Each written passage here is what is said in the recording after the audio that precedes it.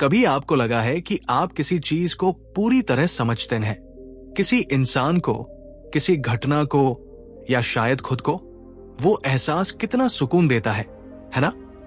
कि सब कुछ समझ में आ गया, सब कुछ साफ है। लेकिन डैनियल कहनेमान कहते हैं यही एहसास हमारी सबसे गहरी भूल है, क्योंकि मनुष्य सच नहीं चाहता, वो सेंस चाहता है, मीनिंग, कोहेरेंस, स्टोरी। हम केओस से डरते हैं, इसलिए अपने दिमाग से ऑर्डर गढ़ लेते हैं। हम रैंडमनेस को नहीं झेल पाते, इसलिए हर घटना में पैटर्न खोज लेते हैं, और यही पैटर्न हमें कंफर्ट देता है, भले ही वो गलत क्यों न हो। थिंकिंग फास्ट एंड स्लो के इस 5वें हिस्से में हम उस मनोवैज्ञानिक भ्रम की परतें खोलेंगे जो हमें ये यकीन दिलाता है कि हम दुनिया को समझते हैं, जबकि हम बस अपनी यादों, बियासेस और भावनाओं से उसकी कहानी लिख रहे होते हैं।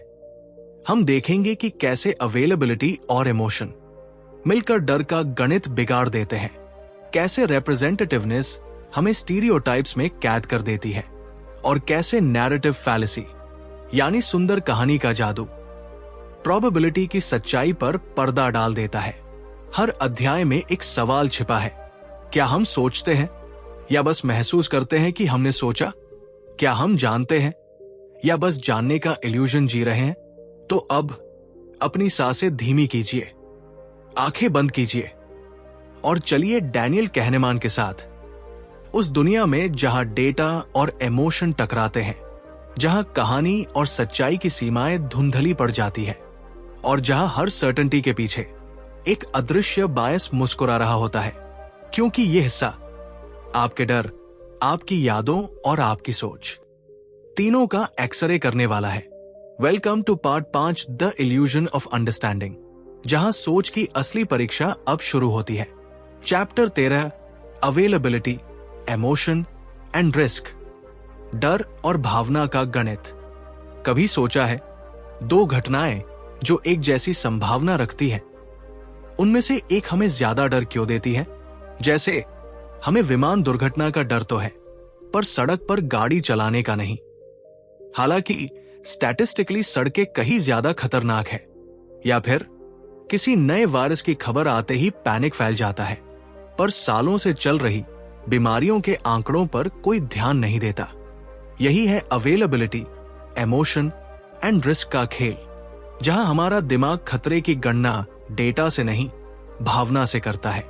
डैनियल कहनेमान कहते हैं, हम रिस्क नहीं मापते, हम फियर महसूस करते हैं। हम रैशनल कैलकुलेटर्स नहीं, इमोशनल सेंसर्स है। हमारी रिस्क परसेप्शन नंबर्स पर नहीं, इमेजेस और फीलिंग्स पर चलती है। अगर किसी खतरे की तस्वीर विविड है, उसका स्टोरी एलिमेंट स्ट्रॉन्ग है, तो दिमाग उसे ज्यादा वास्तविक मान लेता है, भले ही उसकी संभावना लगभग शून्य हो। सिस्टम एक इंस्टेंट इमोशनल रिस्पॉन्स देता है। किसी खतरे को देखकर वो तुरंत डर, चिंता या आश्चर्य जगाता है, और सिस्टम 2 जो एनालाइज कर सकता है, वो उस इमोशन के बाद आता है, पर तब तक निर्णय लिया जा चुका होता है। इसलिए कहनेमान कहते हैं, risk is a feeling before it becomes a thought. Imagine कीजिए, 2 हेडलाइंस आती है। एक देश में सालाना 5 लाख लोग हार्ट डिजीज से मरते हैं। 2 दिल्ली में 5 साल के बच्चे की हार्ट अटैक से मौत। पहली खबर बड़ी है पर एब्स्ट्रैक्ट है, दूसरी छोटी है पर इमोशनल है। हमारा दिमाग दूसरी को याद रखता है क्योंकि उसमें इमेज है, इनोसेंस है, शॉक है। सिस्टम एक उसे पर्सनल रिस्क समझ लेता है। हम अब स्टैटिस्टिक्स नहीं, स्टोरीज में जीते हैं। यही बायस गवर्नमेंट्स और मीडिया दोनों एक्सप्लॉइट करते हैं। किसी रेयर इंसिडेंट को बार बार दिखाओ तो सोसाइटी उसे कॉमन थ्रेट समझ लेती है, और जब डर बढ़ता है तो रैशनल थॉट घट जाती है। ये वही मोमेंट है जहां अवेलेबिलिटी और इमोशन मिलकर रिस्क परसेप्शन को डिस्टॉर्ट करते हैं। कहनेमान बताते हैं, इमोशन और मेमोरी का गहरा रिश्ता है। जितनी इंटेंस कोई भावना होती है, उतनी गहराई से वो दिमाग में इम्प्रिंट छोड़ती है। और जब भी हम किसी नई चीज को इवैल्यूएट करते हैं, हम उस पुराने इम्प्रिंट के आधार पर उसका जजमेंट करते हैं। अगर कोई एयरलाइन क्रैश याद है, तो हर उड़ान में खतरा लगता है। अगर किसी वैक्सीनेशन के बाद साइड इफेक्ट सुना है तो पूरी वैक्सीन अनसेफ लगती है। एक विविड स्टोरी पूरे डेटा को ओवरशैडो कर देती है। सिस्टम 1 में ये बायस बिल्ट इन है। वो सेफ्टी को इमोशन से मापता है। अगर कुछ चीजें कंफर्टेबल लगती है तो ऑटोमेटिकली सेफ लगती है। अगर कोई एक्टिविटी एक्साइटिंग है जैसे एडवेंचर स्पोर्ट्स तो दिमाग डर नहीं थ्रिल महसूस करता है। और अगर कोई चीज बोरिंग है जैसे डेली कम्यूटिंग तो उसका रिस्क नजरअंदाज कर देता है। हम लॉजिक से नहीं मूड से रिस्क तय करते हैं। कहनेमान इसे कहते हैं अफेक्ट ह्यूरिस्टिक, यानी हमारी भावनाएं शॉर्टकट्स हैं जो रिस्क और बेनिफिट दोनों को सिंप्लीफाई कर देती है। अगर हमें कोई चीज पसंद है तो हम मान लेते हैं कि उसका रिस्क कम है। अगर हमें कोई चीज नापसंद है तो हम मान लेते हैं कि उसका रिस्क ज्यादा है। जैसे न्यूक्लियर एनर्जी, बहुतों के लिए यह डेंजरस है क्योंकि word nuclear negative emotion trigger करता है, भले ही वो स्टैटिस्टिकली कोल से सेफर है। पर वहीं ऑर्गेनिक फूड को लोग सेफ मानते हैं क्योंकि वो वर्ड कंफर्ट और नेचर एवोक करता है, भले ही एविडेंस मिक्स्ड हो। ये बायस डिसीजन मेकिंग को गहराई से प्रभावित करता है। हम ऐसे प्रोजेक्ट्स पर इन्वेस्ट करते हैं जो इमोशनली अपीलिंग लगते हैं, न कि वो जो लॉजिकली प्रॉफिटेबल हो। हम उन डेंजर्स को इग्नोर करते हैं जो स्लो है और पैनिक करते हैं उन पर जो सडन है, क्योंकि सिस्टम 1 का इमोशनल रडार सटल थ्रेट्स पकड़ ही नहीं पाता। वो सिर्फ तेज आवाज, चमकीली इमेज या शॉकिंग इवेंट पर रिएक्ट करता है। कहनेमान हमें सिखाते हैं रिस्क का इल्यूजन तभी टूटता है जब हम अपने इमोशंस को ऑब्जर्व करते हैं। जब आप किसी डर या विश्वास पर तुरंत रिएक्शन दे तो पॉज करें और पूछें, क्या मैं डर से सोच रहा हूं या डेटा से? ये सवाल सिस्टम 2 को जगाता है और तभी आप डेंजर और ड्रामा के बीच फर्क कर सकते हैं। सोचिए, अगर इमोशन ड्रिवन रिस्क परसेप्शन न होती तो दुनिया पैनिक में नहीं जीती। मीडिया मैनिपुलेशन इतना आसान नहीं होता और हम ज्यादा शांत, ज्यादा सटीक फैसले ले पाते। पर दिमाग एवोल्यूशन से प्रोग्राम्ड है। वो सेफ्टी को प्राथमिकता देता है, भले ही इसके लिए ट्रूथ की कुर्बानी क्यों न देनी पड़े। कहनेमान का 13वां सबक यही कहता है, हम खतरे को नहीं देखते, हम महसूस करते हैं। और जो व्यक्ति अपने डर को ऑब्जर्व कर ले वो रिस्क से नहीं परसेप्शन से मुक्त होता है। तो अगली बार जब कोई खबर, कोई रूमर या कोई विविड स्टोरी आपको डराए, थोड़ा रुकिए, क्योंकि शायद वो घटना नहीं, आपकी इमेजिनेशन का रिफ्लेक्शन है और वहीं से शुरू होती है स्लो, अवेयर, फियरलेस थिंकिंग की असली कला। Chapter 14, Tom W.S. Speciality.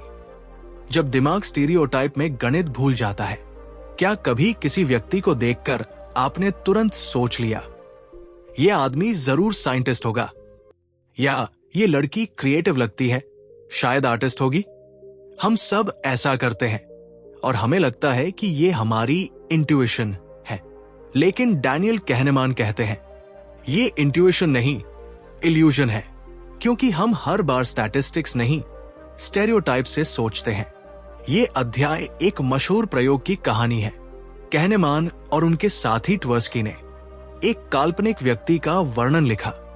Tom W बहुत बुद्धिमान है, थोड़ा इंट्रोवर्टेड, लॉजिकल और ऑर्गेनाइज्ड है, पर थोड़ा ऑकवर्ड भी।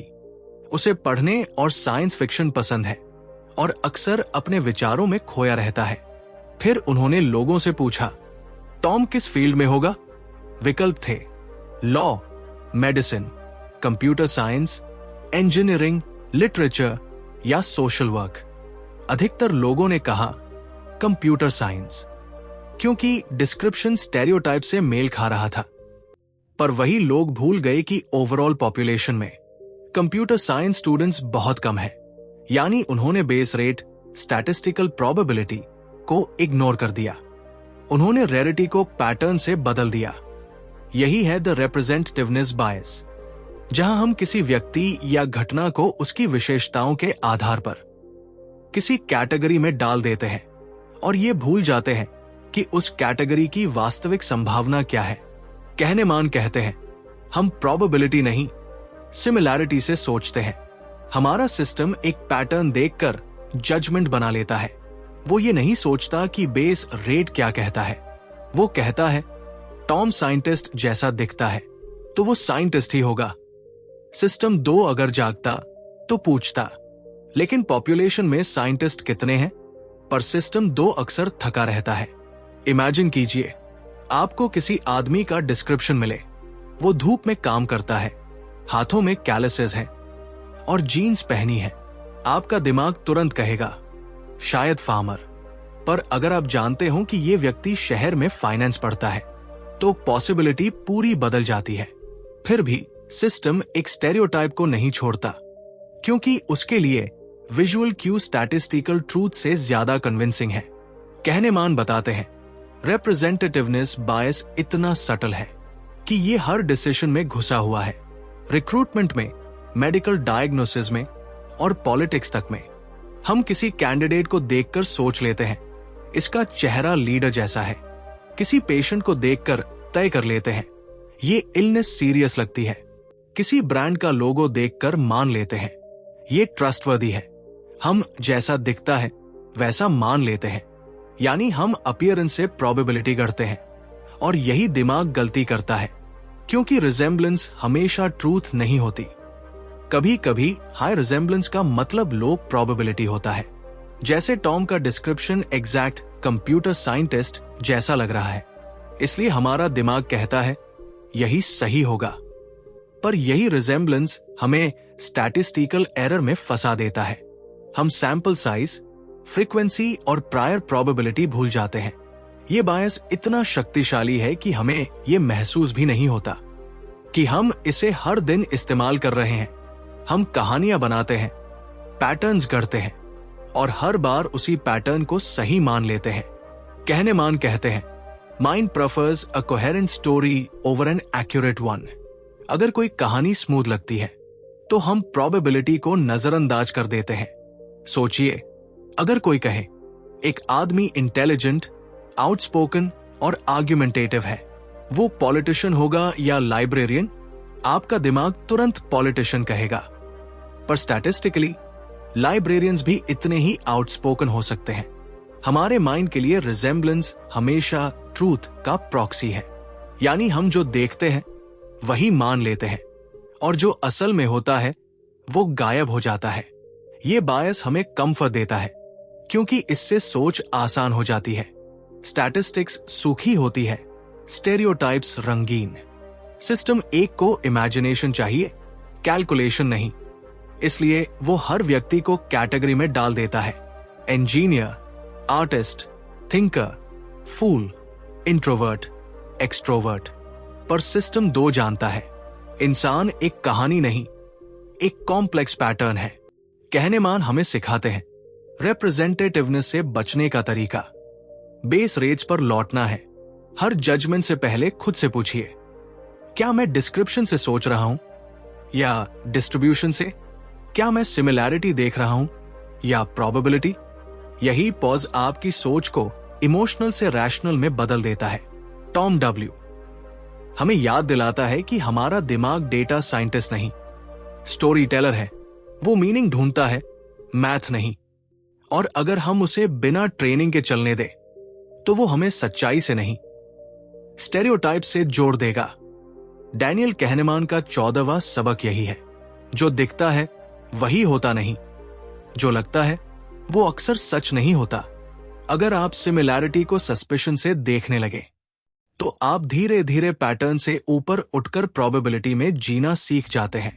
तो अगली बार जब कोई टॉम डब्ल्यू जैसा व्यक्ति मिले, थोड़ा रुकिए, क्योंकि शायद आपका दिमाग उसे समझ नहीं रहा, बस कैटेगराइज कर रहा है। और सच्ची बुद्धिमत्ता वहीं से शुरू होती है, जहां हम अपनी सोच को सोचना शुरू करते हैं। चैप्टर 15 लिंदा, लेस इज मोर। जब ज्यादा जानकारी सच्चाई को धुंधला कर देती है। कभी किसी कहानी में आपको लगा कि जितनी ज्यादा डिटेल होगी उतनी ज्यादा सच्चाई होगी। कोई व्यक्ति जितना स्पेसिफिक बोलता गया, वो वहां गया, उसने ये किया, वो ऐसा सोचता था, आपको उतना ही विश्वास होता गया कि ये सब सच है। पर डैनियल कहनेमान कहते हैं ज्यादा जानकारी अक्सर सच्चाई नहीं, भ्रम बढ़ाती है। हम लॉजिक नहीं, बिलीवेबिलिटी से सोचते हैं, और यही है द लिंडा प्रॉब्लम। एक ऐसा प्रयोग जिसने दिखाया कि इंसान रैशनल नहीं, स्टोरी ड्रिवन थिंकर है। कहनेमान और ट्वर्स्की ने एक काल्पनिक महिला का परिचय दिया। लिंडा 30 साल की है। वो इंटेलिजेंट, आउटस्पोकन और बहुत ब्राइट है। उसने फिलॉसफी पढ़ी है और स्टूडेंट डेज में सोशल जस्टिस के मूवमेंट्स में सक्रिय रही है। उसे डिस्क्रिमिनेशन और इक्वालिटी के मुद्दों में दिलचस्पी है। फिर उन्होंने पूछा, कौन सा स्टेटमेंट ज्यादा प्रोबेबल है? एक Linda is a bank teller, 2 Linda is a bank teller and active in the feminist movement. लगभग सबने दूसरा चुना क्योंकि वो डिस्क्रिप्शन के साथ फिट लगता था। पर गणित कहता है 2 घटनाओं का एक साथ सच होना हमेशा किसी एक घटना के अकेले सच होने से कम प्रोबेबल होता है। ये सिंपल लॉजिक है, पर हमारा माइंड इसे तोड़ देता है। यही है द कंजंक्शन फैलेसी। क्योंकि हमारा सिस्टम एक प्रोबेबिलिटीज नहीं, स्टोरीज पढ़ता है।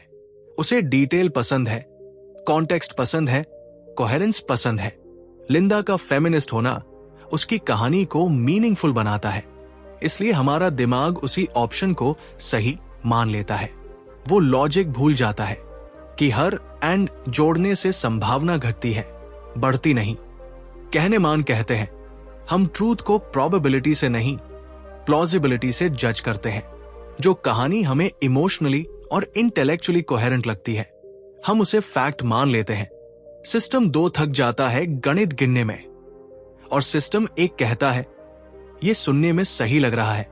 सोचिए, जब आप किसी क्राइम की खबर सुनते हैं जिसमें मोटिव, सीक्वेंस और पर्सनालिटी डिटेल हो, तो आपको वो ज्यादा क्रेडिबल लगती है, बजाय उस खबर के जो बस कहती है हत्या हुई। क्योंकि माइंड को वाई चाहिए, मीनिंग चाहिए। डिटेल स्टोरी को बिलीवेबल बनाती है, भले ही वो स्टैटिस्टिकल सेंस में कम पॉसिबल हो। यही बायस हर जगह दिखता है।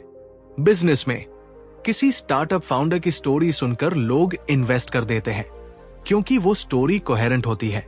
उसने अपनी नौकरी छोड़ी, गराज में काम किया, अब $1 मिलियन आइडिया है। कोई ये नहीं पूछता कि कितने लोगों की कहानियां ऐसी नहीं बनी। क्योंकि हमारा माइंड सक्सेस को याद रखता है, फेलियर को इग्नोर करता है। कहनेमान इसे नैरेटिव फैलेसी कहते हैं। मीडिया और मार्केटिंग इसी फैलेसी पर चलते हैं। ये प्रोडक्ट सिर्फ सोप नहीं, आपकी जिंदगी की कहानी है। ये ड्रिंक सिर्फ पानी नहीं, कॉन्फिडेंस है। हम प्रोबेबिलिटी नहीं, पर्सनालिटी खरीदते हैं। हम लॉजिक नहीं, मीनिंग खरीदते हैं। लिंडा इफेक्ट यही दिखाता है।